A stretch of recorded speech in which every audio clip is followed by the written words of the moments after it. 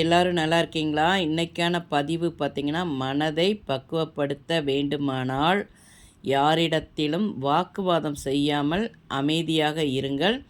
இந்த நடைமுறை உங்களது மனதிற்கு வலிமை சேர்க்கும். கண்டிப்பாங்க. வாக்குவாதம் இப்போ பதிலுக்கு பதில் நம்ம பேசி, நம்ம ஒரு வீரனாகவே முடியாது.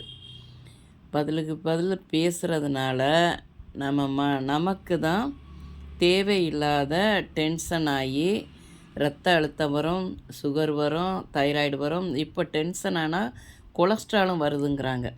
அதனால் முடிந்த வரைக்கும் நம்மளுடைய உடல் ஆரோக்கியமாக இருக்கணும், நாம் சந்தோஷமாக இருக்கணும், நம்ம மனசு எப்பயும் பக்குவப்பட்ட நிலைமையில் இருக்கணும் அப்படின்னா, ஒருத்தங்க நம்மகிட்ட சண்டை போடுறாங்க, பேசுகிறாங்க, நம்மளை ஏதோ ஒன்று சொல்கிறாங்க அப்படின்னா, நம்ம அந்த இடத்துல அமைதியாக போகிறது தான் நமக்கு ஆரோக்கியம். பார்த்துக்கோங்க.